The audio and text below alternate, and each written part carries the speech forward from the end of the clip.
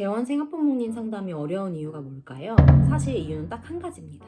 어디까지 솔직하게 말해야 될지 잘 모르겠기 때문인데요. 좋은 말만 계속하면 학부모님이 좀 신뢰가 가실까? 라는 게 좀 걱정되고, 그렇다고 아이에 대해서 전부 다 솔직하게 얘기하면 후회가 생기면 어떡하지? 좀 걱정되기도 하잖아요. 그래서 그 사이 어딘가로 애매하게 돌려 말하다가 상담이 끝나고 나면 좀 찝찝한 경험 다들 있으시죠? 그래서 오늘 영상에서는 학부모님이 신뢰하는 솔직함의 기준이 어디까지인지, 그리고 절대 넘어서는 안 되는 선이 어디까지인지, 그리고 상담 후에 학부모님과의 신뢰관계가 좋아지는 상담의 기술들 알려드리겠습니다. 끝까지 시청하시면 학부모 상담을 어떻게 해야 되는지 기준이 명확해지시고 앞으로 재원생 상담 이렇게 하면 되겠구나 감이 딱 잡히실 거예요. 그럼 지금 바로 시작하겠습니다. 저도 초반에는 상담이 좀 힘들었거든요. 한 번은 아이 상태가 되게 좋지 않아서 이건 학부모님과 상담이 필요하겠다 해서 전화를 드렸던 적이 있었어요. 근데 막상 전화 연결되니까 되게 떨리기도 하고 학부모님도 모르고 계신 게 아니고, 그래서 제가 아는 말씀 또 드려봤자 분위기가 나빠질까봐 그래도 이런 점은 잘하고 있어요, 이런 점은 칭찬할 만해요 하고 조금만 더 지켜보면 괜찮을 것 같아요 어머니, 이렇게 말하고 끊었어요. 그런데 다음날 돼서 아이가 좀 쉬는 게 좋겠다는 연락을 받아본 적도 있습니다. 그때 느꼈어요. 솔직하지 않았을 때 신뢰를 잃을 수 있구나.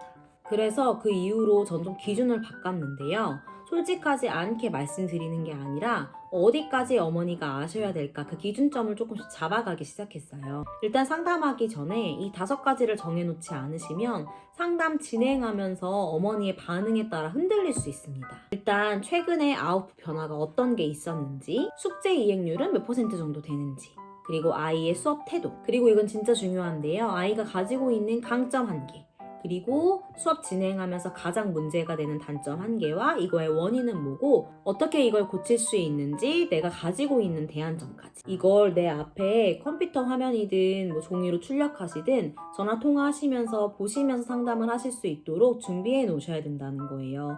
눈으로 보면서 어머니의 말씀을 듣는 이게 되게 중요한 것 같아요. 이게 없잖아요. 100% 어머니의 상담 그 내용에 따라 제가 끌려가게 되어 있거든요. 그리고 이건 다 알고 계시겠지만 제가 높아심에 말씀드리면 상담의 70%는 듣기입니다. 사실은 우리가 상담이라고 해서 아이들에 대해서 막 브리핑해야 되고 이렇다 할 결과를 보여줘야 될 것 같지만, 재원생 학부모님들의 상담은 어머니들의 지금 현재 생각을 우리가 듣는데 70%의 비율을 차지해야 된다는 거예요. 사실 상담을 진행하다 보면 학부모님들은요, 어떤 결과값을 기대하거나 정답을 바라고 전화를 주신 건 아닌 것 같다는 생각이 들 때도 있어요. 내가 우리 아이 때문에 이렇게 속상한 마음이 있는데 이거를 좀 들어줄 사람이 필요해서, 함께 공감해주고 고민해줄 사람이 필요해서 전화를 하신 경우도 많거든요. 그럴 때 굳이 어떤 해결책을 막 드리려고 애쓰실 필요는 없을 것 같아요. 충분히 어머니의 그 마음을 공감해드리고, 내가 만약에 경험했던 다른 학생의 케이스가 있다면, 비슷한 케이스가 있다면 그 정도 한번 말씀해 드리면서 공감과 위로의 말씀을 전해드리는 것만으로도 어머니들은 굉장히 만족하시거든요. 학부모님의 말을 끊지 않고 잘 들어드리고, 그리고 어머님의 지금 생각을 요약해드리고 지금 갖고 계시는 감정을 인정해드리는 겁니다. 그래서 그거에 대한 나의 대답이 어머니 많이 답답하셨죠? 라고 시작을 해야 돼요. 사실 이 어머니 많이 답답하셨죠? 라는 공감의 언어가 지금 우리 이 상담의 분위기를 거의 결정합니다. 그리고 많이 하시는 실수가 또 이건데요. 좋은 말씀만 계속 하신다거나 아니면 너무 솔직하고 세게 말씀하시는 거예요. 중간이 없이요.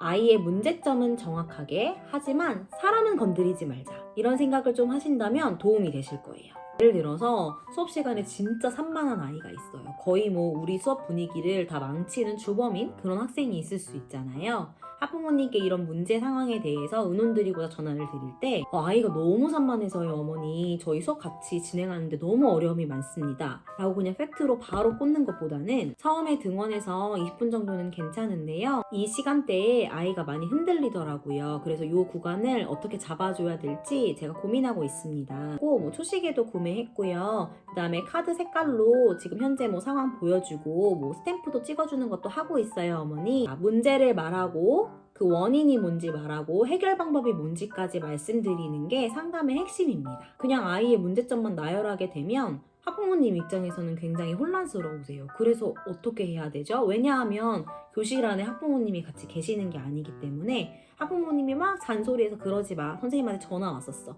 라고 잔소리만 하고 보낸다고 해서 아이의 태도가 바뀌는 건 아니니까요.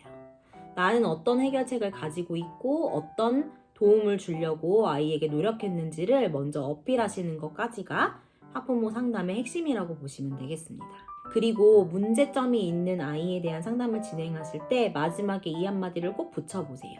어머니, 아이의 이 문제는 제가 꼭 해결하기 위해서 최선을 다해서 돕겠습니다. 제가 책임지고 한번 잡아볼게요. 이 말을 들으면 어떨까요? 학부모님들이 진짜 신뢰를 가지게 되시겠죠. 결국 재원생 상담은 말을 잘하고 계속 붙잡아두려는 기술이 아니라 나의 명확한 그런 기준을 가지고 아이의 현재 문제를 진단하고 아이를 바꾸려는 나의 진심된 그런 태도에서 나온다고 생각을 해요.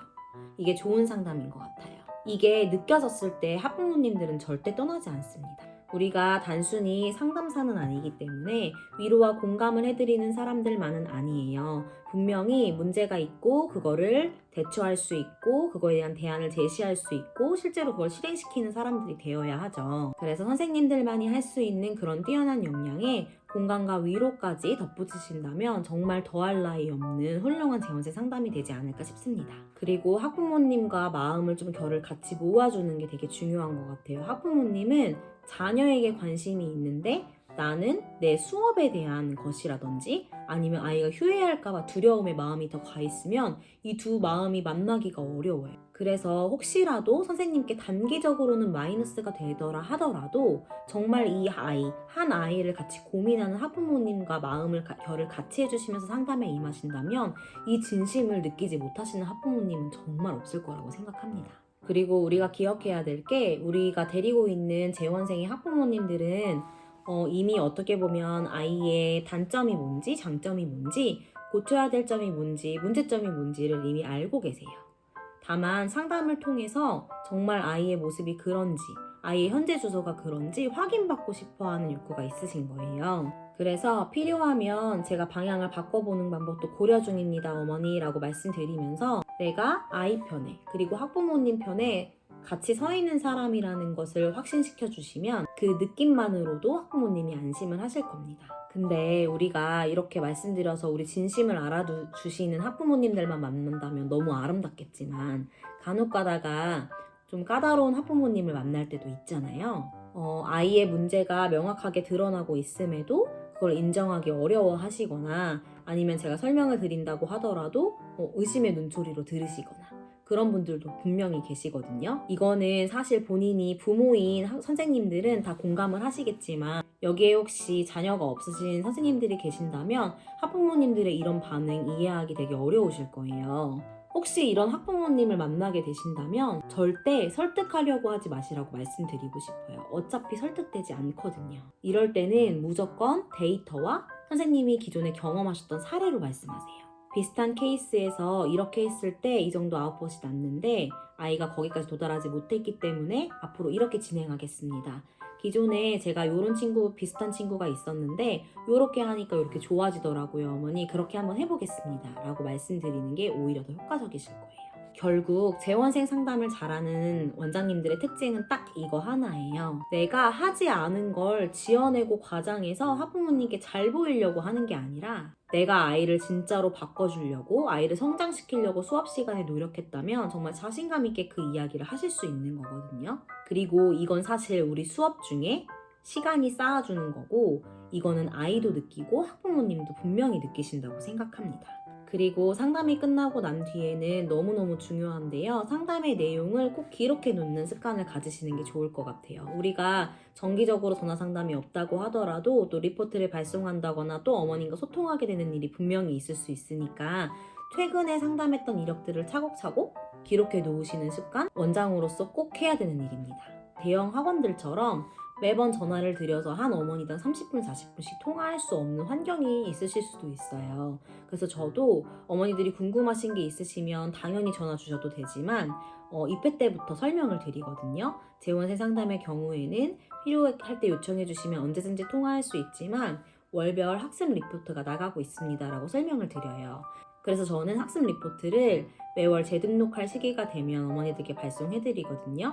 그 안에 지금 제가 말씀드렸던 이런 내용들을 다 담고 데이터로 보여드리고 있어요. 혹시 지금 원장님들 중에서 내가 어떤 기준으로 상담해야 되는지도 모르겠고 재원세 상담을 할 때 어떤 얘기를 해야 되는지 너무 막막하다. 그리고 아이들마다 케이스가 굉장히 다양하기 때문에 매번 케이스마다 좀 내가 흔들리는 느낌이다. 감으로 그냥 흘러가는 대로 상담하고 있다. 그런 분들이 계시다면 내가 하는 방식에 지금 어떤 문제가 있는지 궁금하고 상담 구조 자체를 바꾸고 싶으시다면 아래 링크를 통해서 상담 신청해주세요. 현재 선생님의 상황을 기준으로 적용할 방향을 알려드리겠습니다.